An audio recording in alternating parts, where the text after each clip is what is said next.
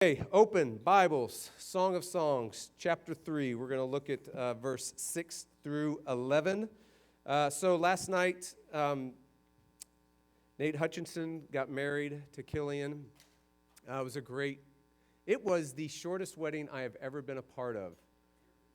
15 minutes. Yeah, it was unbelievable. I said, Adam, you've never spoken that less in your life. He performed the service. It was fantastic. But it was really interesting. I think it was like 2 weeks. No, it was last week. Killian and Nate were meeting for our last premarital counseling session. And the wedding is on Saturday night, and obviously church is the following Sunday. And Killian asked me very innocently and almost like, I want to be there. She said, should Nate and I be at church on Sunday? And I looked at her and I said, only if you want to violate the Song of Songs. And she was telling everybody that at the reception last night. My pastor told me not to go to church tomorrow. So there you have it, on tape. Thank you, Killian. All right, so let's think about this. What do you think the top 10 most expensive weddings in the history of humankind are?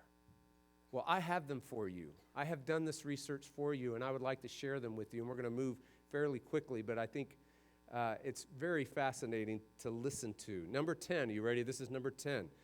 It was a marriage that cost $2.2 million. It happened in 2005, and it ended in 2010. So it was a marriage that lasted for 5 years. Coming at number 10, at the beginning of the list of the most expensive weddings to ever happen on the planet ever. Christina Aguilera, musical pop star, and Jordan Bratman, a musical label executive. All right, number 9, coming at number 9, Elizabeth Hurley. You remember who she was? British model, actress. She married a guy named Arun Nair, an Indian businessman. Well, she upped the ante to $2.6 million, and they were married in 2007. Elton John did their music at the reception. How about that? No playlists, not even a live band. You got Elton John. They were divorced 4 years later. It took the judge 92 seconds in that divorce proceeding to determine the marriage, quote, had broken down irretrievably. Coming at number 8, Paul McCartney. Does anybody not know who he is? Okay, great, good. We're cool here. Whew. Sometimes I wonder about us. Paul McCartney and Heather Mills. Heather Mills was an entrepreneur. Their marriage was $3.6 million. They were married in 2002. This was like such a bummer. This is an expensive wedding. Do you know what kind of food they had on the menu? It was strictly vegetarian. How can you have that many people spend that much money? If I was a guest, I would be like so disappointed. Absolutely disappointed. They divorced 4 years later. The divorce cost more than the wedding. McCartney paid $27 million to Mills in cash, and then another $13 million in assets. Coming in at number 7, Elizabeth Taylor, Hollywood legend, and Larry Fortensky. That was a construction worker. That wedding was $4 million. This was in 1991. Remember, they were married at Michael Jackson's Neverland Ranch. They were divorced 5 years later. Coming at number 6, Liza Minnelli and David Guest. I don't know who that is. I know who Liza Minnelli is, sort of, kind of. Wasn't she like, is this a Wizard of Oz? Oh, okay, I did know. That's Judy Garland. Oh, Brent. I need Brent beside me for all my stats, all my statistics, all trivia, big and small. All right, $4.2 million. They were married in 2002. They were separated 1 year later. They were divorced finally 5 years later. The divorce was branded in Hollywood the dirtiest divorce in Hollywood. Number 5, Chelsea Clinton and Mayor Mazimsky, an investment banker, and former president's daughter, former Secretary of State's daughter, and a once presidential hopeful. $5 million, married in 2010, and they're still married, the first on the list. Yes. Coming in at number 4, Colleen McLaughlin and Wayne Rooney, a soccer player for Manchester United. $8 million. So now we're starting to get up there, like $8 million, pittance. Married in 2008. He chartered 5 private jets to fly 64 of his guests to Italy to have the wedding. They are still married and have 2 children and a growing family. Coming at number 3, you all know who this is. I won't suspend you anymore. Suspend, suspense, same thing, just a different spelling. Prince William and Kate Middleton. Remember that? Now, the last one was $8 million. Are you ready for this? $34 million. 4 times as much as the one that it just got in front of. They were married in 2001. It was called the Wedding of the Century. They are still married. They have 2 children, and they may have more. I don't know, because this might be just a year or 2 behind. Coming at number 2, Venetia Mittal, daughter of one of the richest men in the world, married a nobody named Amit Bahati. $66 million. So we just doubled Prince William and Kate Middleton's. Married in 2004 in Paris. International recording artist Kylie Minogue. Okay, my wife told me Minaj. She goes, honey, it has to be an ah, not an O.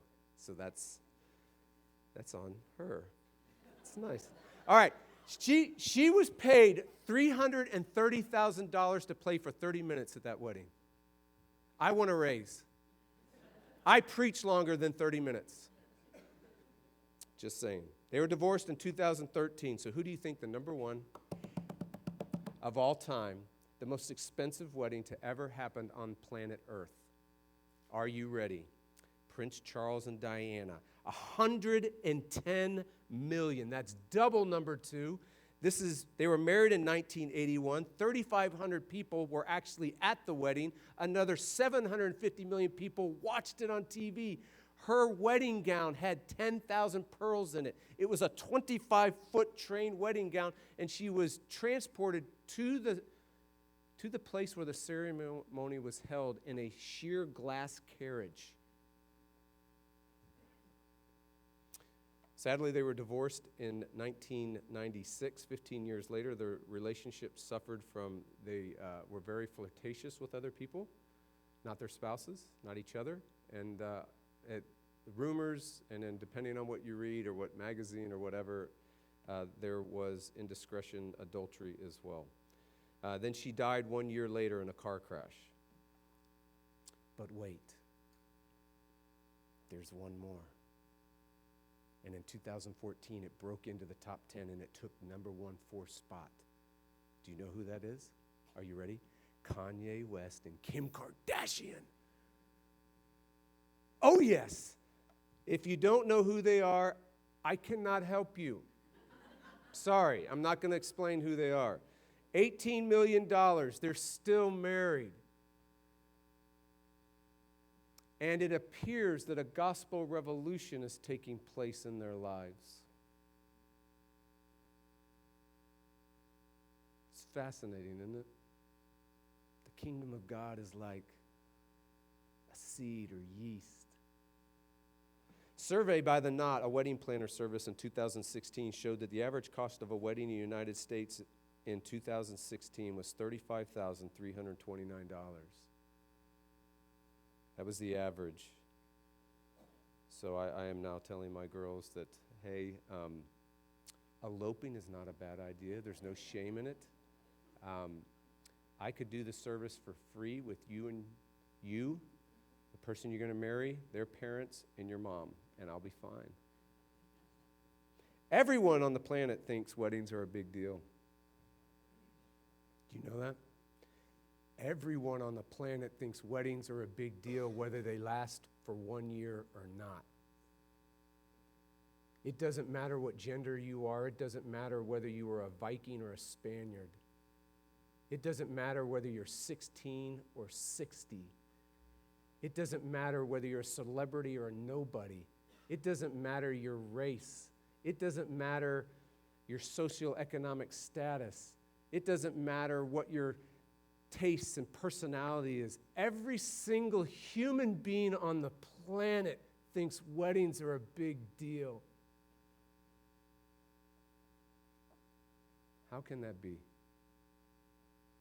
Unless there's something like inherently to them, like gravity, that you just can't escape. Whether you believe it or not, there's something to a wedding. There's something to a marriage that was put there, whether you believe it or not. Please stand for the hearing of God's word.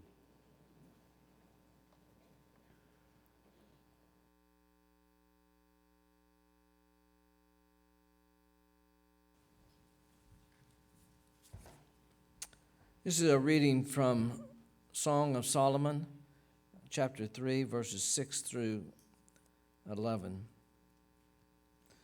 What is that coming up from the wilderness like columns of smoke, perfumed with myrrh and frankincense, with all the fragrant powders of a merchant? Behold, it is the litter of Solomon.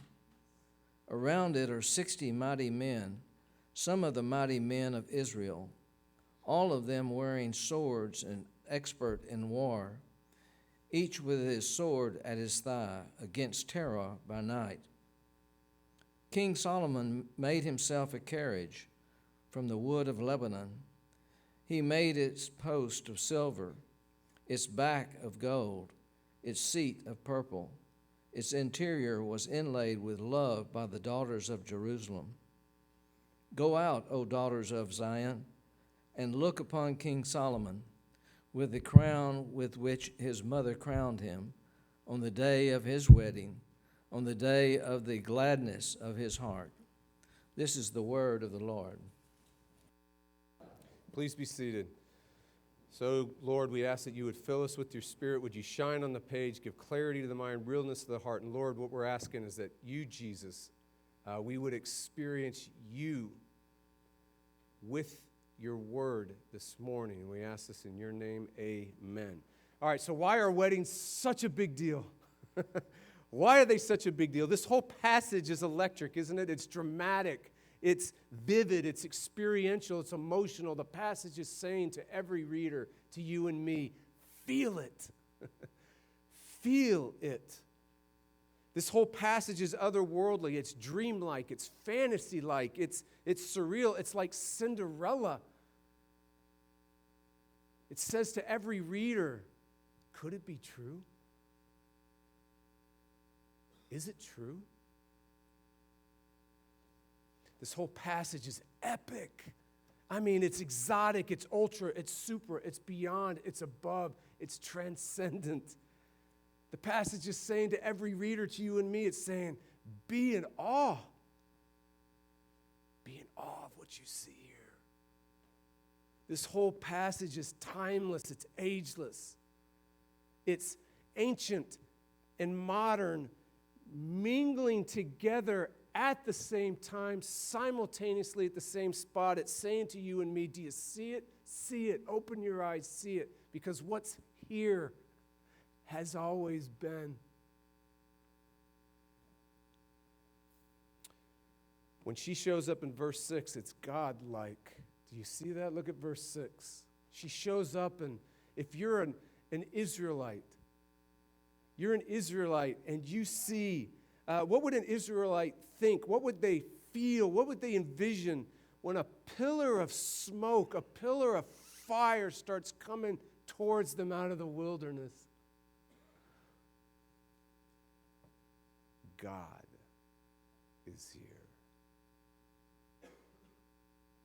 They would think, a pillar of fire by day and by night, a pillar of fire leading us out of Egypt, a pillar of fire parting the Red Sea, a pillar of fire leading us through the wilderness, a pillar of fire and smoke leading us into the promised land.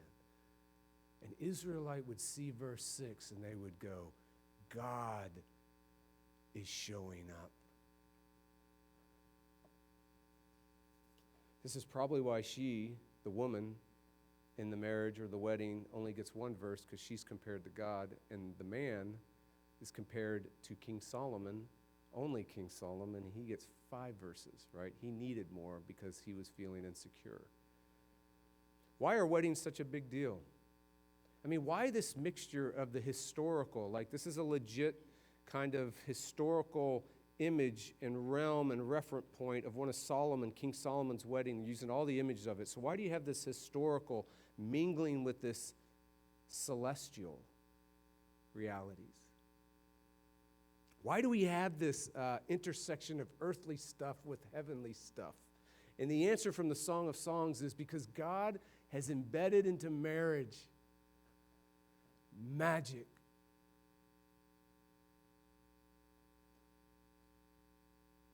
That's why everyone all over the world, regardless of when you lived and where you lived, regardless of the time period, since the dawn of human beings, have believed weddings are a big deal. Because inherent to marriage and inherent to a wedding is magic. It's been woven into the very fabric of marriage itself. It's been woven into the very fabric of a wedding itself, that God has placed, God has infused, God has taken part of his glory and placed it in marriage, placed it in a wedding. It's magic. This is why everybody knows it, whether they believe it or not. This is why everybody knows it, whether their marriage only lasts for 1 year. This is why people will spend millions and millions and millions of dollars on weddings every year. So the question then is, okay, so that's great. There's magic in marriage. Weddings are magical, fantastic. They always seem to do something. If you're ever there and you ever witness it, something's going on. You don't know what exactly. So what magic did God embed into marriage? What is that magic? Like, what did he infuse into marriage? It's there whether you believe it or not. What did he place there that everyone intuitively knows it exists? Why do we have fairy tales? I mean, why do we have these stories? Because it's almost like this. I told us in the first service. When every ancient civilization has a flood story. And so you have two options to interpret that. Everyone made up a myth of a flood story. Or there really was a flood story. And every ancient civilization acknowledges it. That's why it's in all their textbooks. That's why it's in their history. They all have this cataclysmic flood story. Some folks look at it and say, well, it's just a myth, and everybody seemed to believe the myth. It was a fairy tale. Or maybe there really was one. Well, when you have fairy tales everywhere, maybe it's because there really is one. Maybe there is a magic that everybody longs for, hopes for, dreams for, wishes it's true, but struggles to believe that it's not. Okay, so before we look at the marriage that's embedded in the text, we have to do a little textual house cleaning. Okay, so I just put like cold water on all of us because we have to get a little geeky, we have to get into the text a little bit because some of you, I need to have some integrity, I need to tell you, not everybody's going to see the text the way I'm seeing it. So, in doing so, I'm going to prove my point really quickly. Are you ready? Some see this whole wedding scene as only about Solomon. It's a metaphor about the man. So the wedding scene is all about the man. All right? The ESV, my translation, where I have my wonderful Bible that's brand new, and you can still sort of smell the leather. It translates it this way, verse 6. What is that coming up from the wilderness like columns of smoke? And because it has the answer for you in verse 7, it interprets it for you. It's telling you what it is. Behold, it's the litter of Solomon. Okay, so that's folks see that. I do not see it that way. There's another group of folks that see it this way. Others see verse 6 as the woman and verses 7 through 11 as the man. So it would go like this. See the what in verse 6? It should better be translated who. So it would be who is, and then the that, it should be translated this. Who is this? Why would I translate the that to a this? It seems so petty. Well, here's why I would translate the that to a this, because the that is feminine, not masculine or neuter. So it would change if it's feminine. It's something feminine is coming out of the wilderness. Well, I wonder who that could be. And then, when you look at perfumed with myrrh and frankincense, this shows up again only one other time in the Song of Songs. And it clearly refers to the woman. which we're going to get to. Chapter 4 is the wedding night. Chapter 4 is the honeymoon. So be prepared. Next week we start probably 2 to 3 chapters on the honeymoon. So you squeamish people might want to like schedule a vacation or something then. Look at lastly at verse 7. It could literally be translated this. Now verse 7 in the ESV says, "Behold, it is the litter of Solomon." Well, that's their interpretive decision, right? But when you look at the literal translation, it goes like this: "Behold, a litter which is Solomon's." Which would then say, verse 6 is the woman, and now we're talking about the man. This is a wedding. But the woman is compared to God, and the man is compared to King Solomon. Which one would you want to be? Are we good? Verse 6, the woman. Verse 7 through 11, the man. Okay, back. Let's get back to the text. What magic did God embed into marriage? This whole passage is timeless. It's ageless. It's the mingling of ancient and modern together simultaneously at the same time. The text is saying to you, see it? Do you see it? It's here. And it's always been here. What's here that's always been here? What's here since the beginning of all things?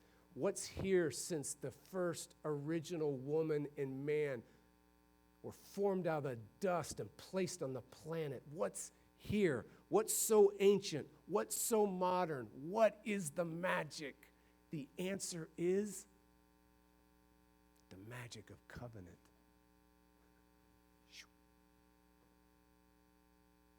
It's a theological word. It's a biblical word. It's like one of the most important words in the Bible, but it's one of those words that we just so recycle, so overuse that we just go like, well, whoopee-doo.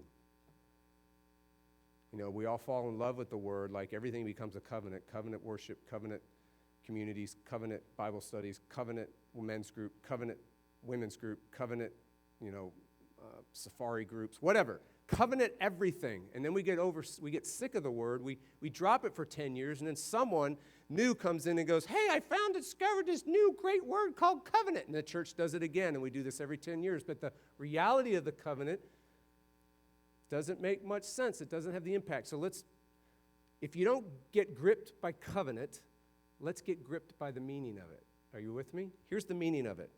After the original man and woman were brought together by God, here's how God describes what is happening.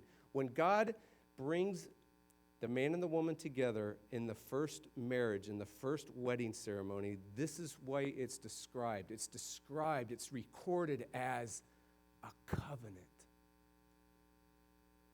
For this reason, a man will leave his father and his mother and cleave to his wife, and the two shall become one flesh. Mike Mason wrote this book called The Mystery of Marriage, and he says it this way: marriage is the closest bond that is possible between two human beings. That, at least, was the original idea behind it. Socially, legally, physically, emotionally, spiritually, every which way. There's just no other means of getting closer to another human being, and never has been, than marriage. There's not another way you can get closer to a human being than marriage. It's the magic of marriage. Cleaving means cleaving. It means becoming one flesh, the text says. It literally means to be glued to the other person. But you're glued to such an extent that you mingle. You're glued to such an extent that not only do your bodies intertwine, your souls intertwine, every aspect of your life intertwines in such a way that you're glued, that if the other person is torn from you, it tears you with them.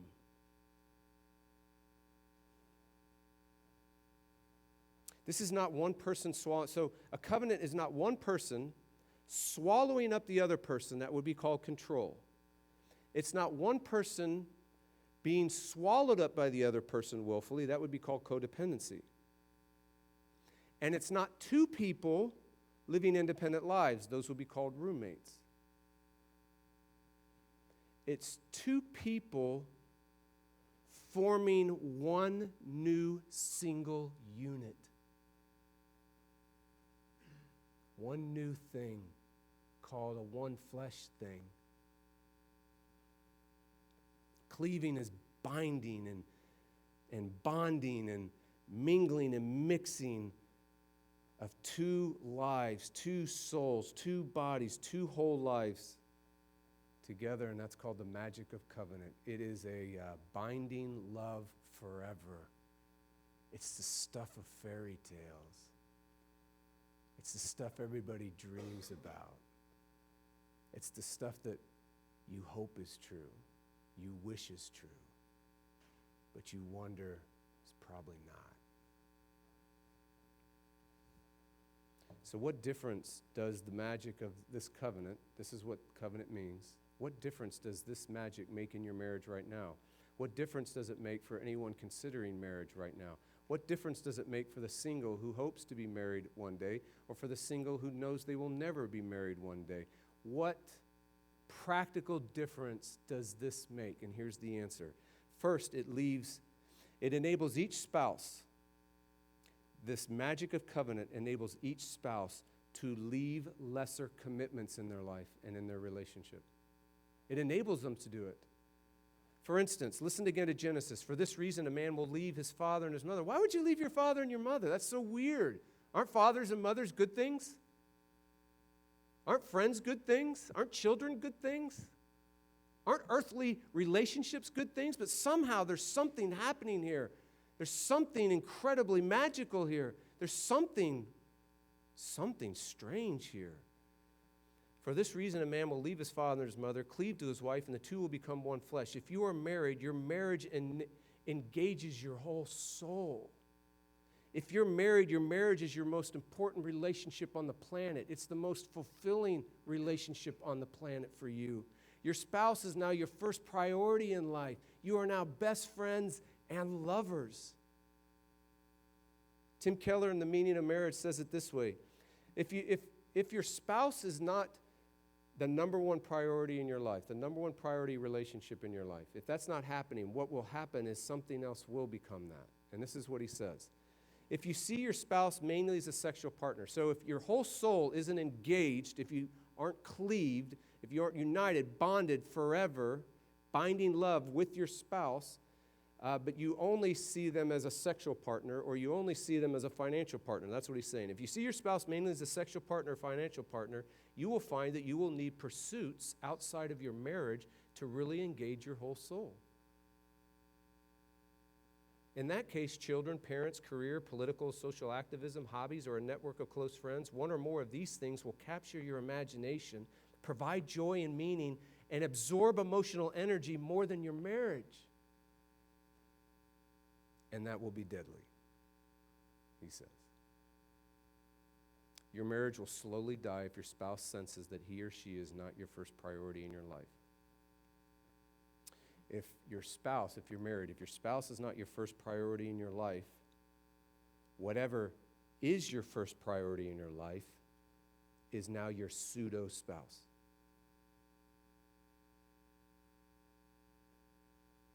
A couple years into planting Redeemer, my wife Nancy came up to me and said, "Hey, honey, can we talk?" And I thought to myself, uh-oh. And then she said this. She said, "Honey, I feel like you're out there on the ministry field playing your heart out." And I went, "Oh, okay, this is not going to be so bad."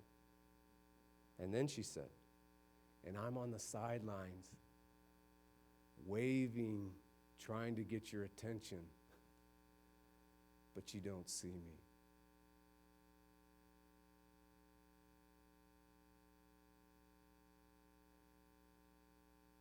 Is your spouse on the sidelines, waving, trying to get your attention, but you just don't see them?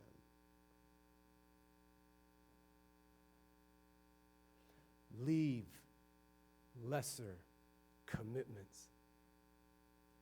Covenant enables you to do that.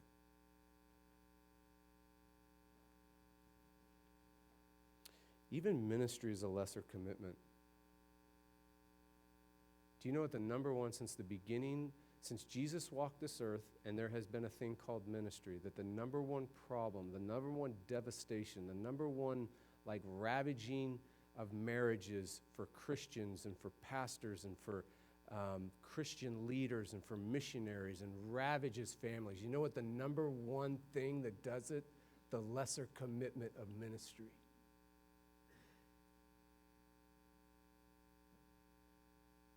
Just ask Whitfield. Just ask John Wesley. And I can go through a whole list of everyone's spiritual hero. Strangely, though, not Jonathan Edwards and not Spurgeon. And their marriages were unbelievable. What difference does the magic of covenant make in your marriage? First, it allows you to leave lesser commitments. The second thing it does, it allows each spouse to love the other in the present and in the future. Covenant allows you to say, hey, honey, I love you today. And honey, I will love you tomorrow. Well, what's tomorrow? You don't know what tomorrow brings. For better, for worse, I will love you. For richer, I hope. For poorer, I don't. I will love you. In sickness and in health, I will love you.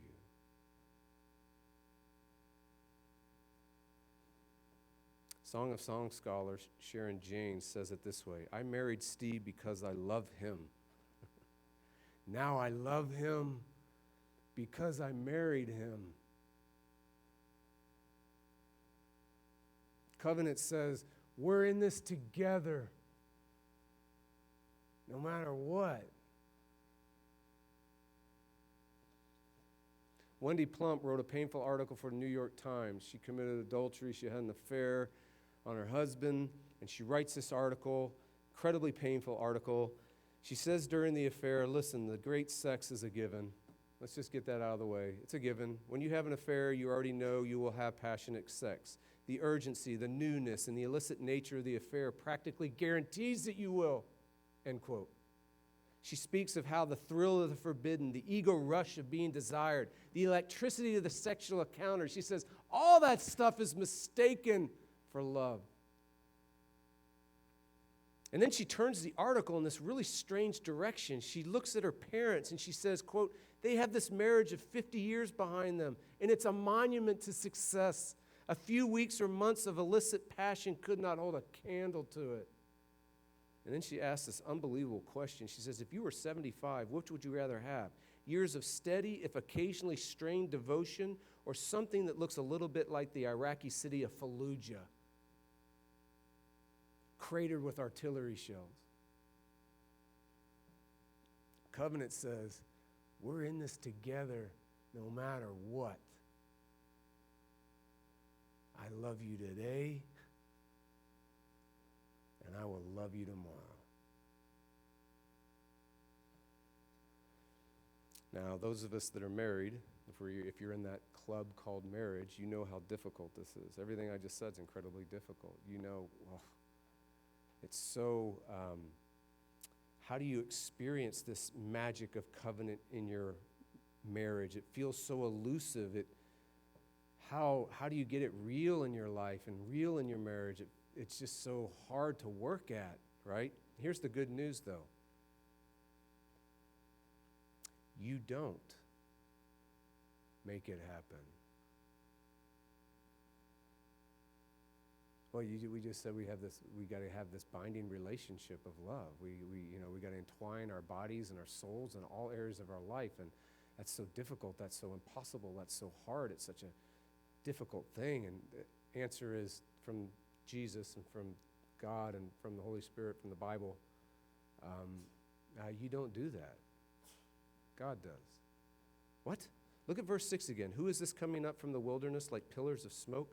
The reason why her approach is mingled with God's approach is because there's an even deeper magic going on in this wedding.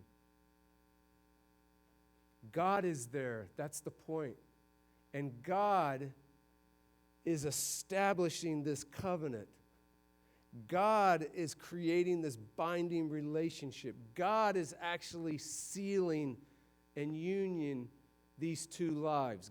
God is doing it. That's why there's that famous line in every marriage, and I hope they stay in there, and you should have it in your marriage. That famous line that goes like this: what God has joined together, let no one on the planet, no one on the earth, no one in the past and the present and the future tear it asunder. This is the point. I do so much, when I do marriage counseling and when we have struggles in our marriage, usually some of the root issues go something like this. Everyone's trying to become one. You're trying to establish unity and oneness, and you're trying to establish being best friends and lovers, and everyone falls short, and one person's frustrated and the other person gives up, and it's just this dynamic going on all the time. And the text is saying to you, God is saying to you, you don't establish it. God does. And when you got married, he did it. Now it's just a matter of being who you already are. You are one. Did you say I do?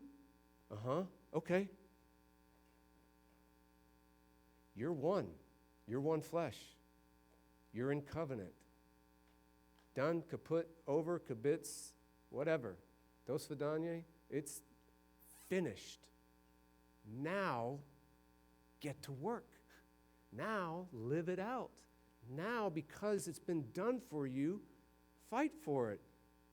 Pray for it. Believe it. Be who you already are. And some of you are thinking, but I'm lousy at it, Jeff. I mean, I'm hard to love, as the song says, one of my favorite songs. Hard to love. I'm hard to love. I don't do it well.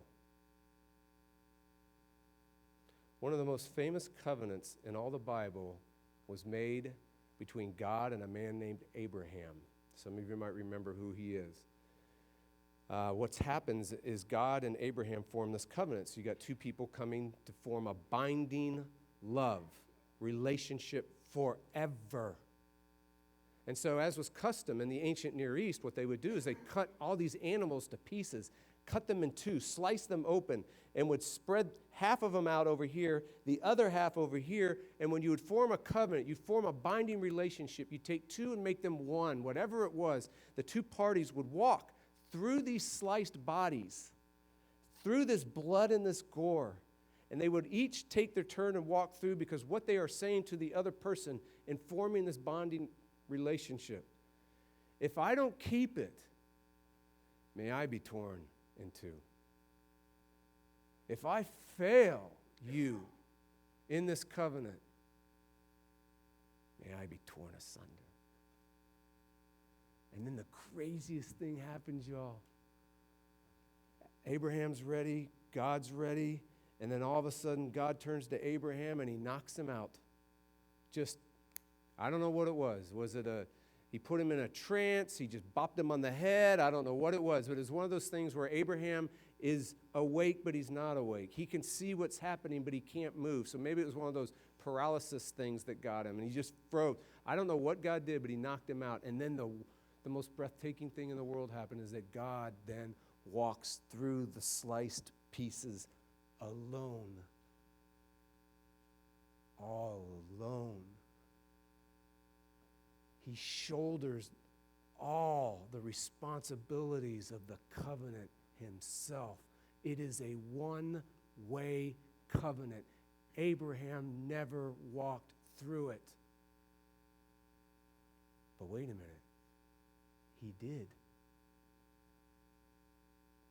Because when God walked through it, not only was God saying, Abraham, if I don't keep my binding love relationship to you, may I be torn asunder. But then he turns to Abraham and says, and Abraham, if you don't keep it, I'll be torn asunder.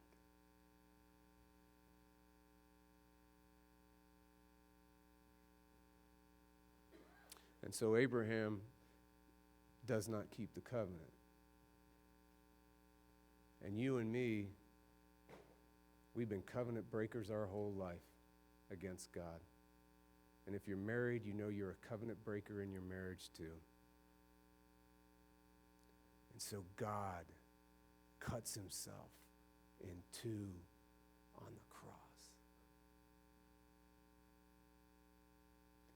That's the magic of covenant. That's the magic of your marriage. That's the magic of life.